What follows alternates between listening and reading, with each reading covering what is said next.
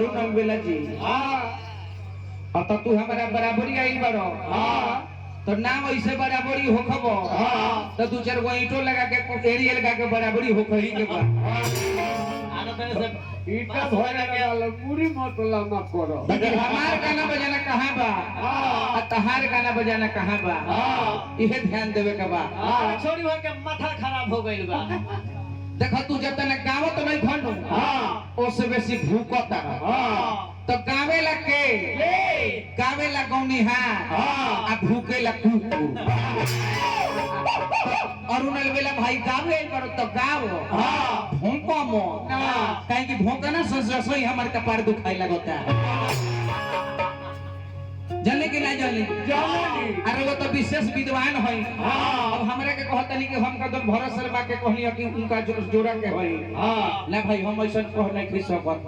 हम बनिया के ओही फाट के गाना बजाना हम गावे नहीं कहता रे के भरत शर्मा के जोड़ के हवे कदर भरत शर्मा के कहे कादुन को कहता रे अब हम तरह के कह दी कि तू अरुण मंडल के भतीजा हवो तो सब ठीक ना है ना साफ बजाओ भर दे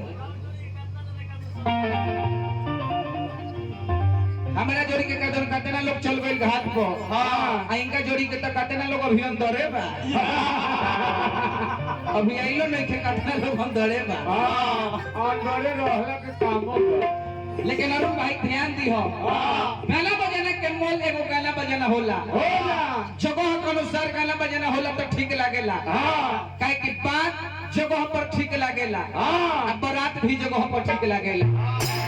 काहे कि वो कभी कहले कि निमन कबो गदार ना होई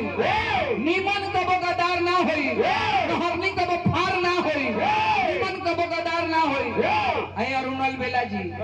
भैया तहरा मौगाइला सनु भाई मनीषा चलवा तहर भतार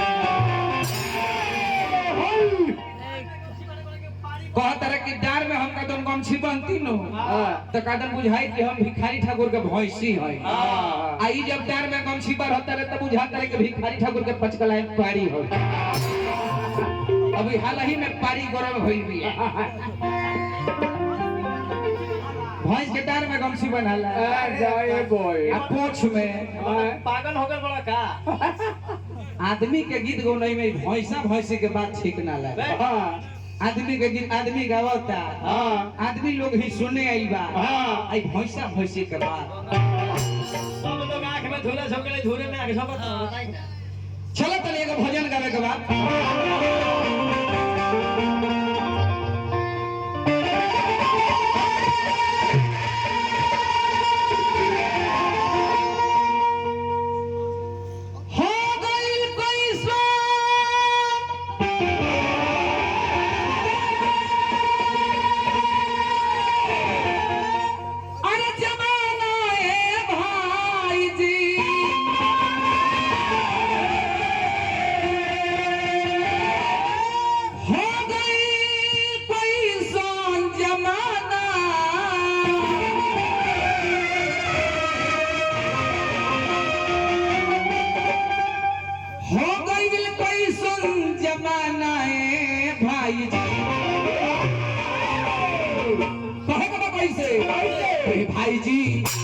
भाई जी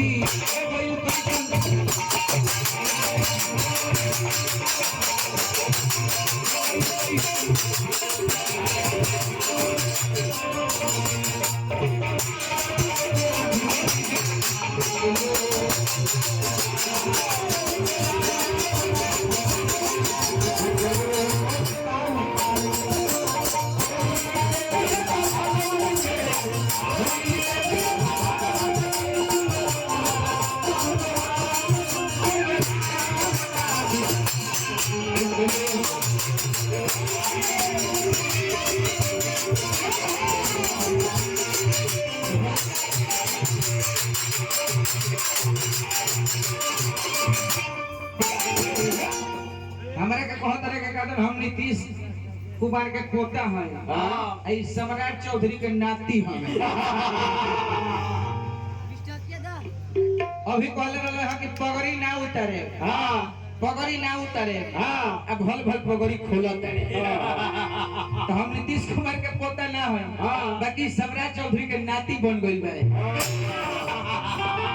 नहीं करा बात के ठीक बा हाँ आ ना बोली के ठीक बा हाँ कब का की बोल दी है हाँ। कोनो ठीक अरे इहे हमें पलटू हाँ एगो बगली में शपथ पत्र रखेले हाँ। आ एगो बगली में त्याग पत्र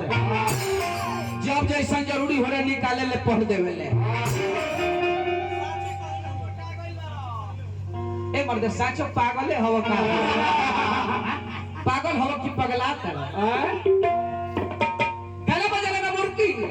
कपाल में चुरकी और पलानी में भुरकी के महत्व हो चलिए हमारा धर्मदेव मुखिया जी कोर से हजार हजार पुरस्कार बा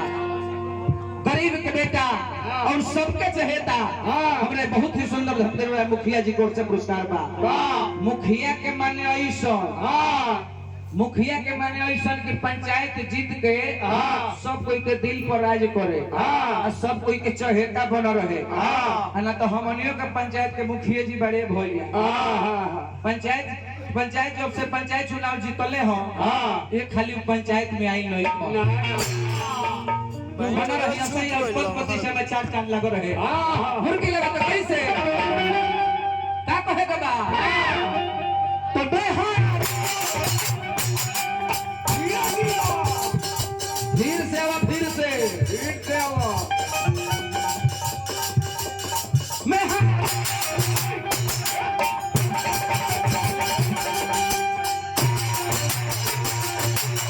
फिर से मारती चक्का पकड़ रहो रेडी में रहो मैं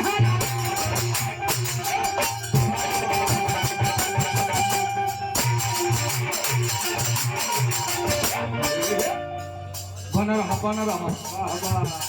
मैं हजारूं अरे ऑफिस में जाता मर्द बनावा